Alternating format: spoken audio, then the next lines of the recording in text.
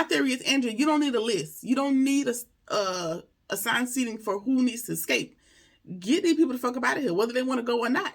Obviously, they're delusional, and they've bought into this fucking mind game. So it don't matter if they want to leave. Clear this bitch out. You don't need no list. Anyway.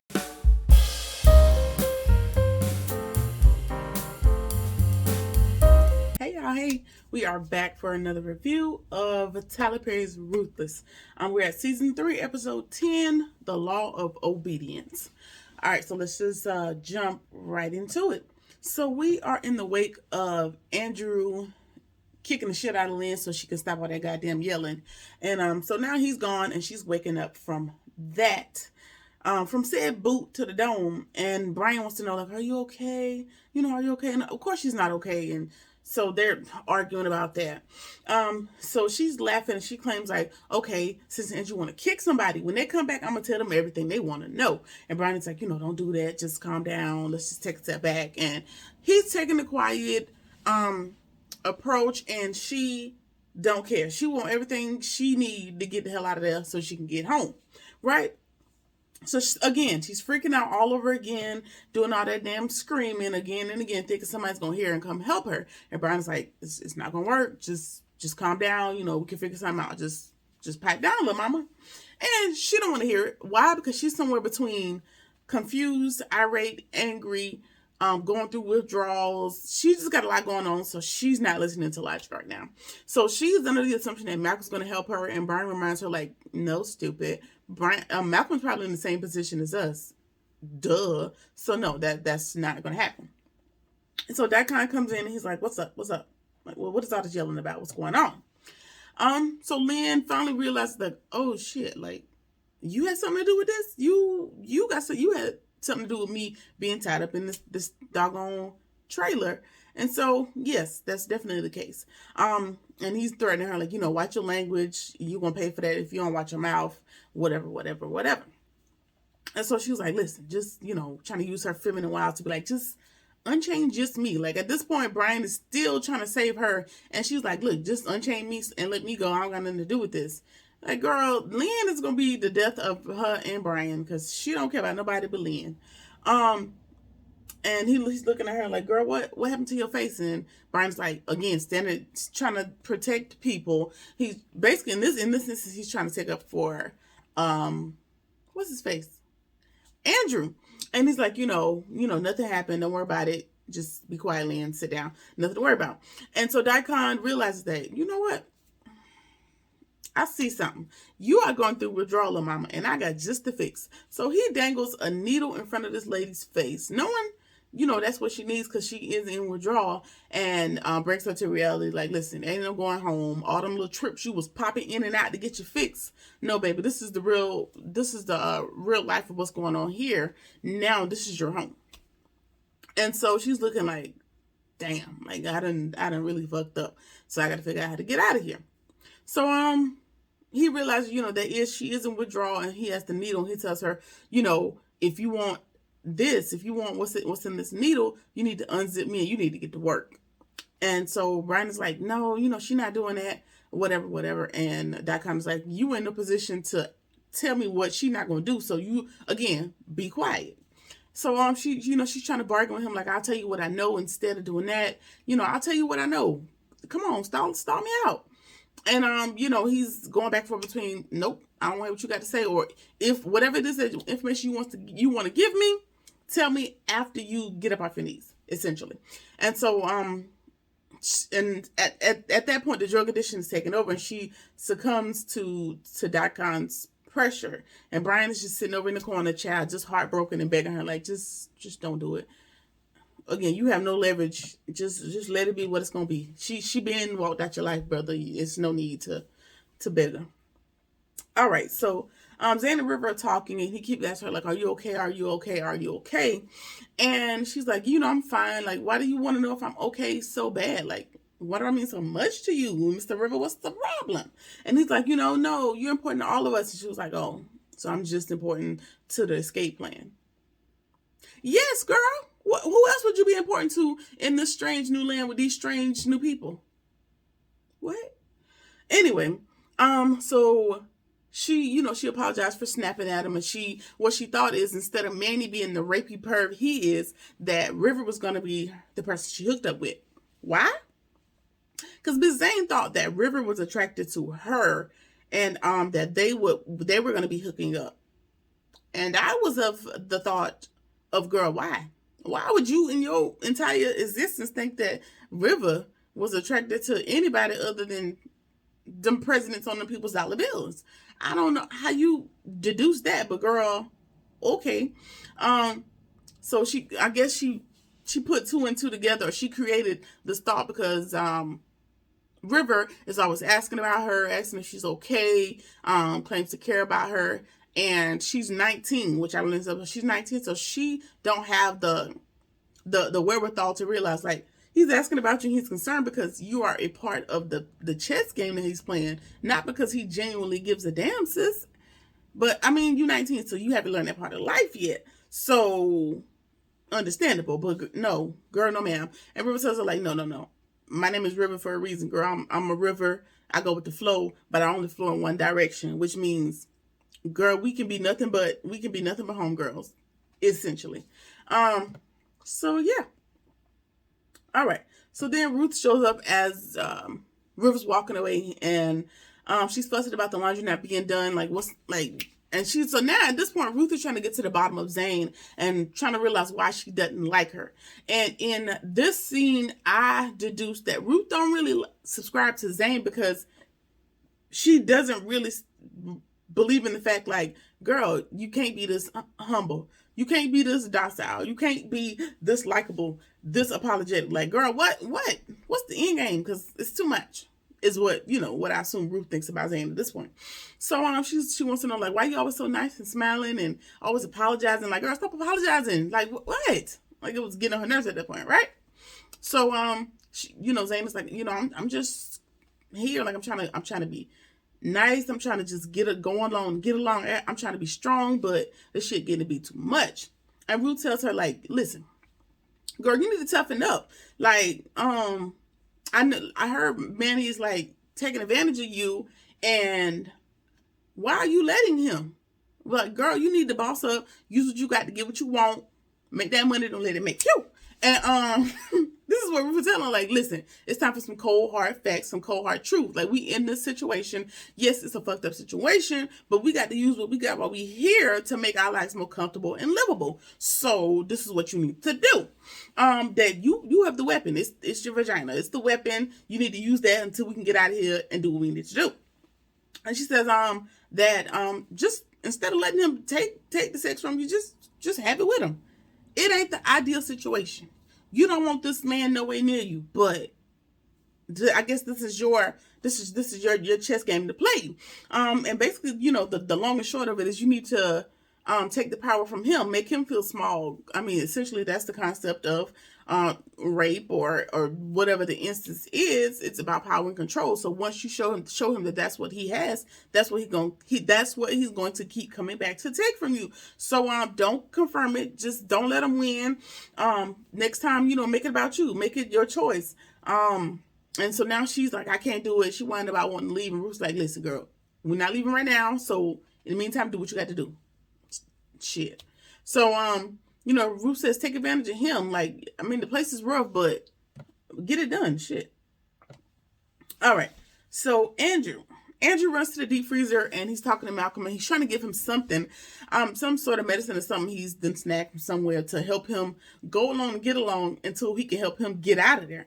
And Malcolm was just telling him, like, listen, I'm not taking nothing you hand me in between shivers. Like, I'm not taking shit you hand me. Get me out this freezer. I gotta go. Like, I can't take this shit much longer. Get me out of here. And so everybody's kind of getting to that point where, like, Andrew, pay up or shut up. Like, you keep promising you're gonna help us. You keep making all these promises, but shit, I'm the one getting hurt and dragged and beat and cut and everything else in the meantime. You keep making these promises. I need you to fulfill them. Because Brian's like at the same point, like, I can't take too much more of this shit. It's time to go. Which also contradictory to me. Let me tell you why. Because Malcolm and Brian, y'all can't take no more. Y'all are FBI trained. Shouldn't y'all have been waterboarded or tortured and all these other things as a part of your training? Because that could possibly be a part of your workplace hazard? So you should be used to this stuff. I don't know, child. I ain't been through nobody's FBI training. I barely went through basic training. So then there's that. So I just said, y'all just not taking a whole lot for me to be fed up. Malcolm, you just a little cold. You just got a little frostbite. It's all right. You'll be all right. So Malcolm threatens to sing like a bird if Andrew doesn't help him, knowing good and goddamn well he done already told everything. Like, what is there for you to sing about, sir? But I guess you about to freeze, but you just got to do what you got to do to get warm. All right, cool. So Andrew claims, he'll be back. He got to go. He got to run. And Malcolm thinks like, okay, is this payback for me sleeping with your wife? Like, what's going on? And Andrew's like, no, that ain't got nothing to do with it. I got to go. Just chill. Just relax. I'll be back. Chill. No pun intended. But yeah. So Ruth runs into Andrew. She's always peeking around the corner as well. And she is, God, dog, I lost my. She was talking to Andrew. She was like, why you sneaking around? What's going on? Like, there's a lot going on. Who's in the freezer? And Andrew's like, oh shit, you saw me over there? Yeah, I saw you over there. Who in the freezer and what is going on? And he's like, don't worry about that. It's none of your business. I got a question for you. Do you know anybody that wants to leave? This is Andrew talking to Ruth, right? And Ruth is like, why would anybody want to leave? This is paradise. Absolutely not. Everyone that wanted to leave left and paid with their life. Those deserters have got what they deserve. Like, she's just playing the role. She's staying in character. And so basically this whole scene is a pissing match between Ruth and Andrew. Andrew, this is my assumption. Andrew wants to know who wants to leave so that he can get them and get the fuck out of Dodge, right? My theory is, Andrew, you don't need a list. You don't need a assigned seating for who needs to escape. Get these people the fuck up out of here, whether they want to go or not. Obviously, they're delusional, and they've bought into this fucking mind game. So it don't matter if they want to leave. Clear this bitch out. You don't need no list. Anyway, so they are going back and forth, and he's going back and forth between, I can't tell you why I'm asking you, but I'm asking you. Like, you know how somebody asks you a question and they can't really get into the deep, but it's pertinent that you tell me yes type of situation? Yes. So he's like, who wants to leave? And, she's like, I don't know until you tell me why. I'm not giving you no names, which is also fair on Ruth's part, because if I give you names and you go turn these people in, like you have turned people into the heist and DICON before, these people could end up dead. And I don't want that blood on my hands. So tell me why, or I can't tell you. And Andrew's like, tell me who, or I can't tell you. And I'm like, y'all just fucking tell each other and shut up. Because if I am not mistaken, Andrew and what's the goddamn name? Andrew and Ruth were talking about plans, like slightly in the last season, like they were talking about escape plans. And I think Andrew was kind of sort of on their side a little bit. So y'all was working plans together. Like, just tell me the information, and then either both of y'all are in a position of power. Ruth, Andrew, you are DICON. You were at this point DICON's second-hand man, and Ruth, you are the heist's fiance. So either way, if somebody tells somebody, y'all have plausible deniability. Like, listen, I don't know what Andrew's talking about, or I don't know what Ruth is talking about. However, Ruth, you stand to get your ass beat because you're a woman in this whole situation. But girl, you done took a lick before, so it would have been worth the risk to me. I'd have told him it was Brenda. I would have. No, just kidding. I wouldn't have told him shit. You're gonna have to show me before I put these people in danger. Understandable, Ruth. I got you. So they get nowhere, and so they stalled each other out, and now he done ran away yet again. Now my hope is that Andrew already has a plan in place, that he's already maybe figured out that Mac is in on the scheme as well, and he's figured out a way to help these people. I fucking hope, because everybody finna die at this point. I don't know. So Marva goes to Joan, and she's like, did you talk to the heist about getting money for the pregnancy test? And Joan is like, we ain't got it. We ain't got the money. So what am I talking to him about? Something we ain't got? And so, she asked if she's seen DICON. She wants to send somebody to the store. Can she have the money? So they're just stalling each other out. And then, Marva gets angry. And Joan, she concedes and says, hey, here's the money. All right, go and get out my face. Right? And then she finds Manny, and she's like, Manny, can you go to the store? And he's like, yeah, I go once I clear with DICON. And she's like, oh God, please go find him. Matter of fact, we'll go find him together. So along the way to go find DICON, who is in the punishment trailer, getting topped off by Lynn, she runs into Zane, and she's like, "Oh, Zane, here's some money. I'm gonna send you. Manny's gonna escort you to the store to get the stuff for me. Um, to get the stuff for me, like, you know, the little favor I told you to go get the stuff for me with Manny." And she's looking like, "Man, I gotta go somewhere else by myself with this motherfucker. Like, what?" And so, you know, they just make eye contact, and Manny's looking like, "Yeah, I got your ass later." And so now they leave her alone, and we're gonna mosey on to the punishment trailer to catch up with Daikon so we can get permission to go to the grocery store. Right. And Ruth pops back in. She sees that Zane is affected by the conversation that she just had with Manny and Elder Mother. And Ruth says, "All right, girl, you ready? I told you what you need to do. It's about to be game time. We ain't got a whole lot much more time for that fucking whining. Let's get this shit done." And Zane is like, just tell me what to do." And she's like, "Girl, show no fear. Like, take his power, you know, take the positions. You got this. You can do this. Team Zane, you can do this, girl." I hope so, because at this point she a little too timid. She ain't gonna make it. She might not be able to sell it. And Manny done poked the other girl in the head. You might end up poke to death too. So I don't know. I really don't know. I don't think Zane got it in her. But we'll see. I'm sure we'll see next episode. All right. River runs into the heist, and they're just having small talk about life, the galaxy, the moons, the planets, the stars. I don't damn know. And this section was interesting because the heist ex River.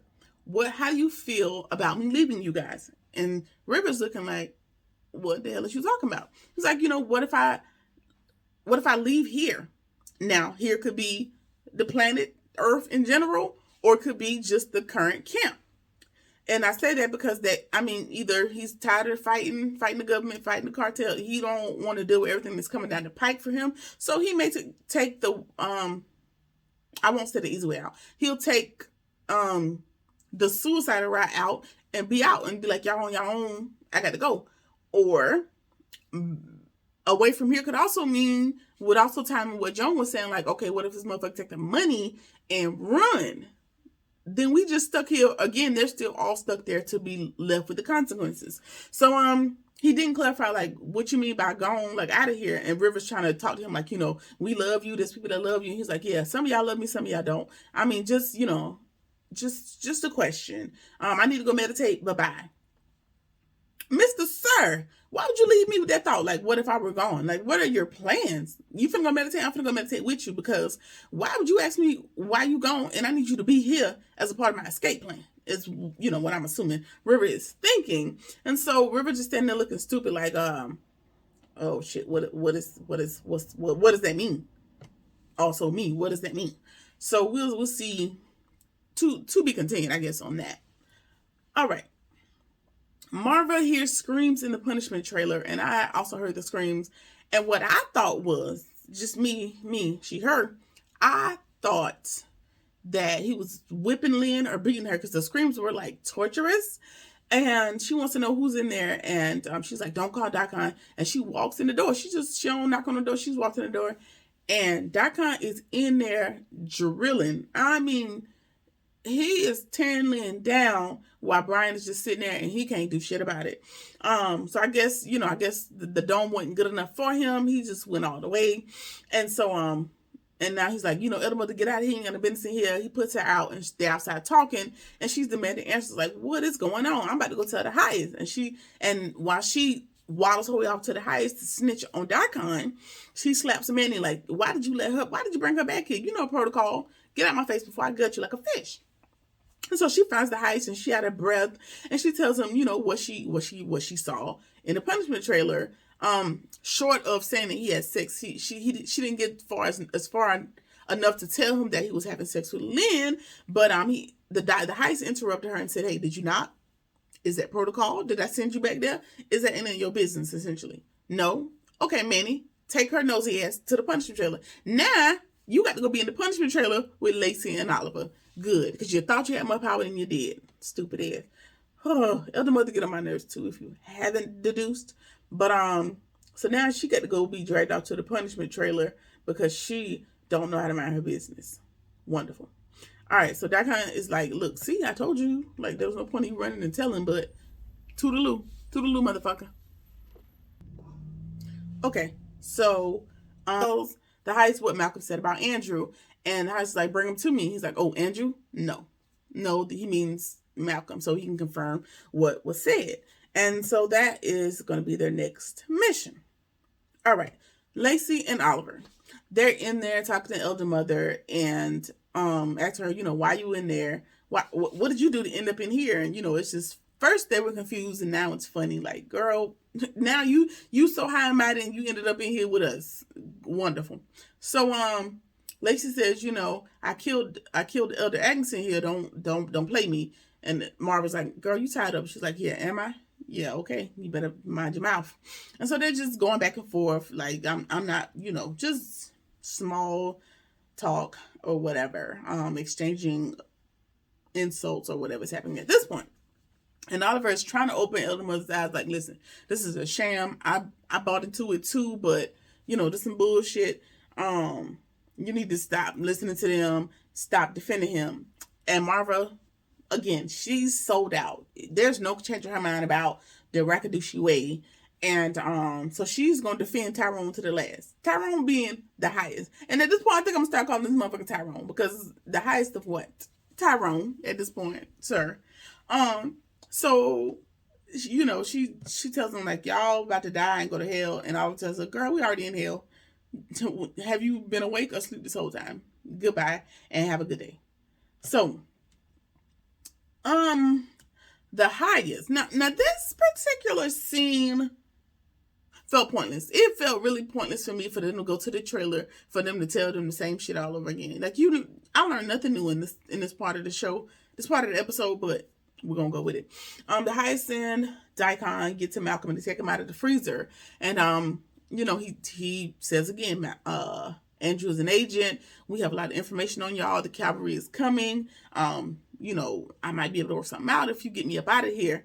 And the highest further confirms, like, Mac is with us, so nobody's probably coming. And for some reason, Malcolm is still in this delusion, like, Mac is not with y'all. I don't know what y'all talking about. Like, I don't know if he's, in denial. He just can't accept the fact that his boss sent him in there knowing what could possibly happen. But yeah, I think Mac is with them. So he tells him, I'll give you all the information I got. I just need to get to a computer so I can, pull the files down at the cloud or whatever he planned on doing.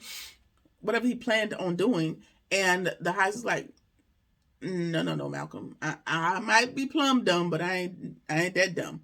I know you need a computer so you can send a message for help or whatever it is that you plan on doing. So that's not going to happen.